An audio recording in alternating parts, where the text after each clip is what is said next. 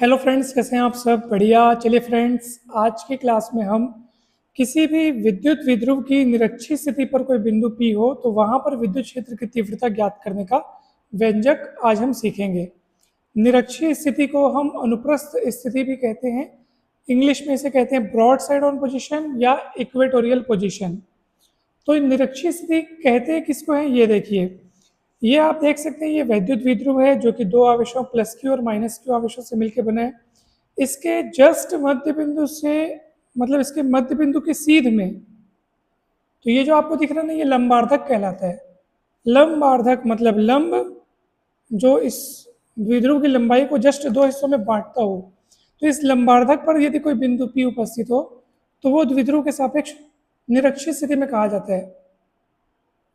यानी इसके मध्य बिंदु, ठीक मध्य बिंदु के इस वाली लाइन में कहीं पर भी, यहाँ पे या यहाँ पे या यहाँ पे, ये जो लाइन है ना, जो ठीक बीचों बीच से गुजर रही है और इसके लंबवत है, द्विध्रुव के लंबवत है और बीचों बीच से गुजर रही है, ये लंबार्धक कहलाता है। और यहाँ पे जो बिंदु है तो वो निरक्षीय स्थिति में कहा जाएगा ये बिंदु। ठीक है। अब यहाँ पर अपने को विद्युत क्षेत्र की तीव्रता ज्ञात करनी है। तो सबसे पहले हम क्या कर रहे हैं, दोनों आवेशों का अलग अलग हिसाब लगाएंगे। तो पहले प्लस क्यू आवेश के कारण बिंदु P पर विद्युत क्षेत्र की तीव्रता E1 है। तो E1 का सूत्र क्या होगा बताइए जरा। तो E1 का सूत्र होगा, देखो ध्यान से, E1 इज इक्वल टू होगा 1/4πε0 Q अपॉन दूरी लिखनी होगी। तो प्लस क्यू आवेश यहाँ पर उपस्थित है और बिंदु P पर तीव्रता जाननी है, तो A की P से दूरी निकालनी होगी। तो ये दूरी निकालेंगे हम लोग पाइथागोरस प्रमेय से। कैसे? देखो, ये दूरी A है, क्योंकि विद्युत विध्रुव की लंबाई 2a होती है, तो ये a करके टोटल हो गया 2a। तो ये हिस्सा a है, ये r है। तो पाइथागोरस प्रमेय की मदद से आप ये कर्ण केवल वैल्यू निकालेंगे √r² प्लस a स्क्वायर। तो यहाँ पे मैं वही लिखूंगा √r² प्लस a स्क्वायर का होल स्क्वायर, क्योंकि दूरी का वर्ग आता है। ठीक है, दूरी का वर्ग आता है। तो ये अभी मैंने इसको अदिश रूप में लिखा है, मैंने दिशा को यहाँ पे उल्लेख नहीं किया है, मगर बाजू में आपको बताना पड़ेगा कि दिशा कौन सी दिशा है, एपी दिशा। क्यों ऐसे एपी दिशा? क्यों?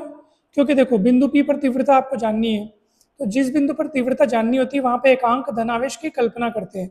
क्योंकि तीव्रता की परिभाषा में ये बात लिखी हुई है कि किसी बिंदु पर एकांक धनावेश जितने बल का अनुभव करता है उसको उस बिंदु पर तीव्रता बोलते हैं।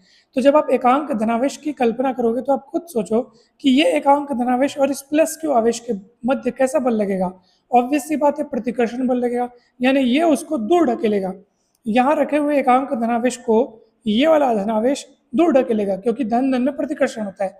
दूर ढकेलने का मतलब ये कि उधर उधर ढकेलेगा, उधर उधर उधर, इसलिए ये वाली तीव्रता E1 की दिशा उधर होगी। इसलिए तीर का निशान मैंने उधर बनाया है। उधर मतलब A से P की ओर, तो ये A से P की दिशा में होगी। अब आपको समझ में आ गया होगा कि दिशा कैसे निर्धारित करते हैं अपन। चलिए, अब बिंदु B पर माइनस क्यू आवेश उपस्थित है। इस आवेश के कारण बिंदु P पर तीव्रता मान लो E2 है, तो इसके लिए सूत्र लिखेंगे 1/4πε0 Q अपॉन, यहाँ से भी यहाँ तक की दूरी वही होगी, जितनी ये होगी उतनी ये होगी, क्योंकि बिंदु P जो है जस्ट इसके बीचों बीच में, यानी कि यहाँ से और यहाँ से उसकी दूरी सेम होनी चाहिए, क्योंकि ये लंबार्धक में है। ठीक है, बीचों बीच वाली लाइन में है, तो ये भी दूरी वही होगी। कितनी होगी? √r² plus a square. ठीक है, तो यहाँ पे मैं लिखा हूँ √r² प्लस a स्क्वायर का स्क्वायर, यानी अगली लाइन में मुझे रूट और स्क्वायर हटा के लिख दूंगा मैं। ठीक है, तो ये अब इसकी दिशा क्या होगी बताइए जरा। तो देखो, ये कौन सा आवेश है? माइनस क्यू आवेश है। तीव्रता कहाँ पता करनी है? P पर। तो P पर तीव्रता पता करने के लिए एकांक धनावेश की कल्पना करते हैं। तो सोचो, B पर यदि मैं एकांक धनावेश रखूं और ये माइनस क्यू आवेश, तो दोनों के बीच कैसा बल लगेगा? आकर्षण बल। आकर्षण बल मतलब ये वाला आवेश उसको खींचेगा, खींचेगा मतलब खींचेगा, यानी इस दिशा में। इसलिए E2 की दिशा इधर होगी, इधर मतलब P से B की तरफ। तो ये आपको पता होना चाहिए इसका कारण कि ये एपी दिशा क्यों हो रही है, ये वाली तीव्रता की दिशा ऐसे दूर की तरफ क्यों हो रही है, और ये वाली तीव्रता E2 की दिशा ऐसे इधर की तरफ क्यों हो रही है। क्योंकि माइनस क्यू आवेश जो है ना, वो एकांक धनावेश को क्या करेगा? आकर्षित करेगा। तो तीव्रता की दिशा इधर होगी, क्योंकि जिस दिशा में बल लगता है उसी दिशा में तीव्रता होती है। ये वाले एकांक धनावेश पर ये वाला आवेश प्रतिकर्षण बल लगाएगा, दूर ढकेलेगा, तो तीव्रता की दिशा उधर होगी। तो E2 की दिशा इधर, E1 की दिशा इधर, तो परिणामी की दिशा किधर होगी बताइए जरा। तो चलिए देखते हैं परिणामी की दिशा निकालने के लिए हमको क्या करना पड़ेगा। परिणामी की दिशा और परिणामी का परिमाण निकालने के लिए हमको क्या करना पड़ेगा। हमको यहाँ पे इन दोनों तीव्रताओं को दो घटकों में विभाजित करना होगा, दो कंपोनेंट्स में बांटना होगा। कैसे बांटेंगे, ध्यान से देखिएगा। सबसे पहले मैं E1 को बांटता हूँ। E1 की दिशा ऐसे है, इसको दो टुकड़ों में बांटता हूँ। एक टुकड़ा कर देता हूँ ऐसे ऊपर की तरफ, यानी इसके सीध में पूरा, ठीक है। एक टुकड़ा कर देता हूँ इधर,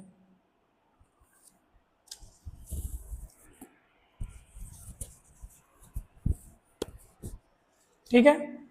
एंगल की अगर बात की जाए तो आप देखो ये थीटा है ना, तो ये वाला भी थीटा होगा, संगत कोण है। आप देख लो, ये पूरी सिंगल एक ये वही लाइन है और ये ऐसा है, ये उसके समांतर है, तो ये कोण बराबर होगा। तो ये जो E1 का एक टुकड़ा इधर जाएगा E1 cos थीटा और उधर जाएगा E1 sin थीटा। अगर आपके मन में प्रश्न उठ रहा है कि सर इधर cos उधर sin क्यों लिखे, तो याद रखिएगा जिस तरफ एंगल बन रहा है उधर cos लिखना है। तो ये एंगल देखो इस तरफ बन रहा है, इधर नहीं बन रहा है, इधर बन रहा है, इधर नहीं बन रहा है, इधर बन रहा है, इसलिए इधर cos उधर sin। चलिए E2 को भी दो घटकों में बांट देते हैं, दो कंपोनेंट्स में बांट देते हैं E2 को। तो E2 के दो टुकड़े होंगे, तो एक टुकड़ा नीचे आएगा और एक टुकड़ा इधर जाएगा। तो यहाँ पे आप सब ध्यान से देखेंगे, ये वाला एंगल भी थीटा होगा। अब ऐसा क्यों, क्योंकि देखो ये थीटा है ना, तो ये भी थीटा होगा, क्योंकि याद रखिएगा जेड जब बनता है तो ये और ये एंगल सेम होते हैं। तो यहाँ जेड बन रहे हैं, देखो ये ऐसे दिख रहा है जेड, तो ये एंगल सेम होंगे। तो ये थीटा है तो ये भी थीटा होगा। अब इधर थीटा है तो सीधी सी बात है कि E2 को जब आप बांटोगे ना, तो इधर आएगा आपके पास E2 cos थीटा और नीचे आएगा E2 sin थीटा। ठीक है फ्रेंड्स, आप देख सकते हैं कि E1 और E2 की वैल्यू सेम है पूरी की पूरी। ठीक है, वैल्यू परिमाण रूप से तो दोनों बराबर है ना, दिशा बस अलग अलग है। तो इसलिए ये जो E1 sin थीटा और E2 sin थीटा है वो परिमाण बराबर किंतु दिशा विपरीत होने के नाते एक दूसरे को निरस्त कर देंगे। ये दोनों एक दूसरे को कट कर देंगे, निरस्त कर देंगे, और ये दोनों सेम डायरेक्शन में जुड़ गए। E1 का भी cos थीटा वाला कंपोनेंट इस तरफ मिला, E2 का भी cos थीटा वाला कंपोनेंट इधर मिला, तो दोनों एक डायरेक्शन में होने के कारण जुड़ जाएंगे और ये अपोजिट डायरेक्शन में होने के कारण एक दूसरे को कैंसिल कर देंगे। अतः बिंदु P पर परिणामी तीव्रता अगर कोई पूछे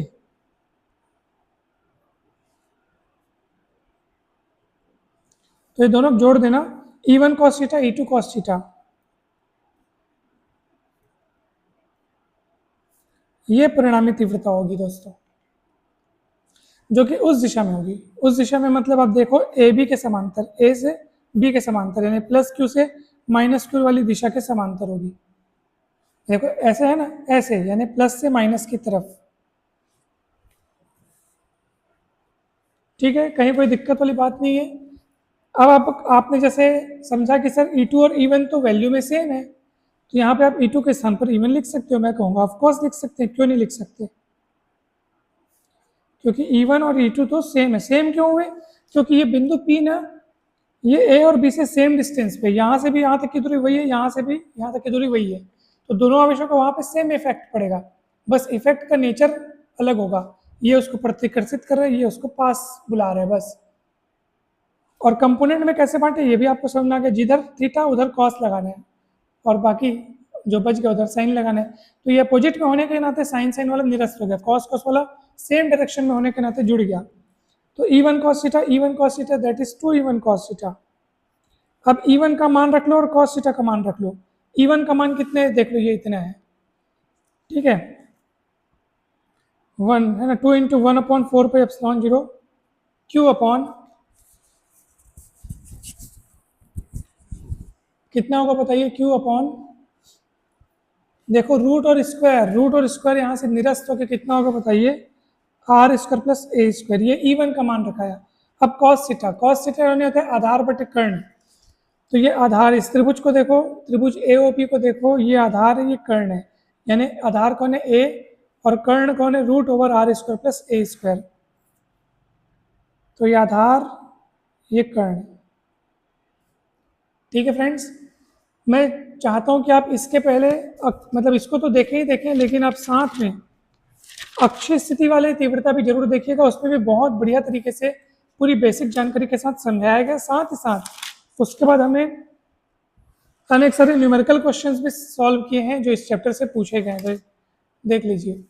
तो बिल्कुल आपको ये बहुत मदद करेगा ये चैनल, तो जरूर सब्सक्राइब कर लीजिए दोस्तों, ठीक है, अभी से सब्सक्राइब कर लीजिए, आपको बहुत काम आएगा। चलिए अब कितना बचेगा ध्यान से देखिएगा।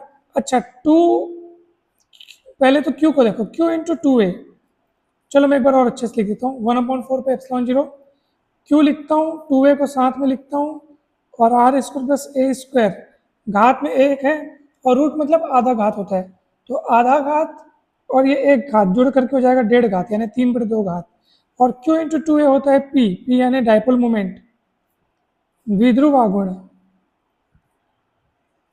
ये तीव्रता के लिए सूत्र हो गया दोस्तों।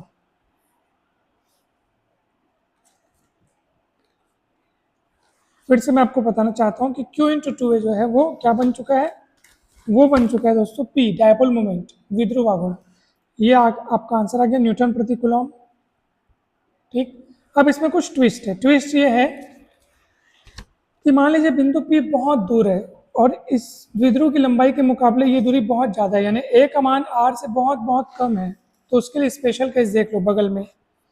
यदि ए का मान आर से बहुत बहुत छोटा है तो आप क्या कर सकते हैं, यहाँ से जो ए दिख रहा है आपको, उसको आप उड़ा दो, नेग्लेक्ट कर लो, नेग्लिजिबल मान लो, इतना छोटा है ए यदि आर से, यदि वाली स्थिति लगा दें ना, यदि यदि ए आर से बहुत बहुत छोटा है तो यहाँ से आप ए को उड़ा दीजिए, तो क्या बचेगा, आर स्क्वायर और उसकी घात में 3/2, तो आर स्क्वायर और उसकी घात में 3/2 करेंगे तो घात के ऊपर घात, घात का आपस में गुणा होगा, तो दो दो कटेगा, बचेगा कौन, आर क्यूब। क्या बचेगा फ्रेंड्स, आर क्यूब, तो बस उसी को लिखना है। तो अतः तीव्रता क्या होगी बताओ, 1/4 pi epsilon zero P upon R cube newton प्रति कूलम। ये आपका वो अदिश रूप, अगर सदिश रूप में लिखना चाहते हैं तो ये सदिश रूप भी बन गया, देख लो, E vector is equal to 1/4 pi epsilon zero P vector upon R cube. ये इसका हो गया सदिश रूप।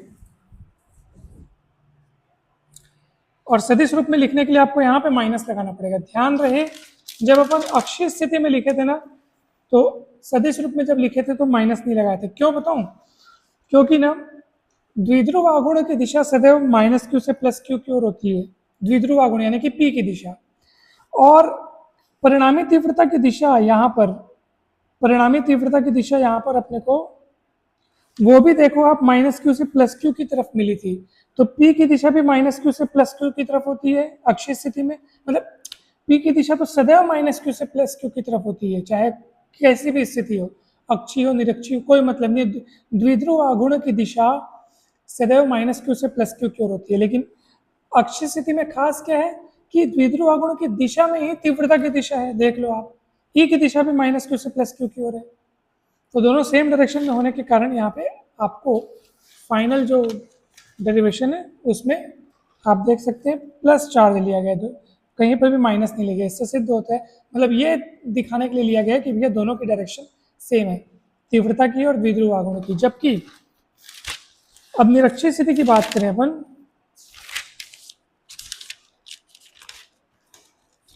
देखो निरक्षीय में जब आप बात करोगे ना तो क्या होगा, द्विध्रुव आघूर्ण का दिशा तो एकदम वही रहता है, क्या चीज, माइनस क्यू से प्लस क्यू, तो द्विध्रुव आघूर्ण का दिशा माइनस क्यू से प्लस क्यू, यानी इस तरफ, इस तरफ, उधर, उधर, इधर, ये पी का दिशा हो गया माइनस क्यू से प्लस क्यू की तरफ। लेकिन तीव्रता का दिशा आपको देखो, फाइनल जो तीव्रता है वो आपको इधर दिख रहा है, आप इसको ऐसे कंप्लीट करके समांतर चतुर्भुज बनाएंगे ना, तो ये जो विकर्ण होगा उसको वही परिणामी तीव्रता है जो कि इस तरफ दिखाई देती है, इस तरफ मतलब ए से बी की तरफ, ए से बी की तरफ मतलब प्लस क्यू से माइनस क्यू की तरफ। तो देखो परिणामी तीव्रता की दिशा प्लस क्यू से माइनस क्यू की तरफ, लेकिन द्विध्रुव आघूर्ण की दिशा माइनस क्यू से प्लस क्यू की तरफ, तो विरोधी दिशाएं होने के कारण हमको यहाँ पर जब हम सदिश रूप में लिखेंगे तो यहाँ पे माइनस लगाना पड़ेगा, और अदिश रूप में लिख रहे हैं तो ये चिन्ह का उसमें कोई दिक्कत नहीं है, ऐसे रहें तो परिमाण रूप में ये ठीक है, लेकिन सदिश रूप में आप लिखोगे तो ये सही है।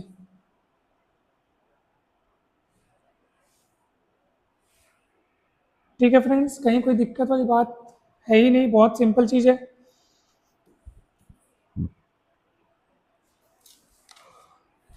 परिणामी तीव्रता की दिशा इधर होगी और उसका परिमाण जो है वो ऐसे समांतर चतुर्भुज जब आप पूरा कंप्लीट करोगे तो उसका जो विकर्ण होगा वहां से दी जाएगी। अब इस पूरे में आपको कहीं पर भी कोई भी डाउट हो तो बेझिझक बिंदास आप जरूर पूछिएगा। कंपोनेंट में डिवाइड इसलिए किया जाता है ताकि हम परिणामी आसानी से निकाल सकें। ये दोनों अपोजिट होने के नाते एक दूसरे को कैंसिल कर दी, ये दोनों सेम होने के नाते, सेम दिशा में होने के नाते जुड़ गए। कॉस थीटा फिर मैंने निकाला, चित्र से देखा, फिर बहुत सिंपल तरीके से बन गया दोस्तों। क्यू इंटू टू ए को मैंने क्या किया, वैद्युत द्विध्रुव का गुण करके रखा।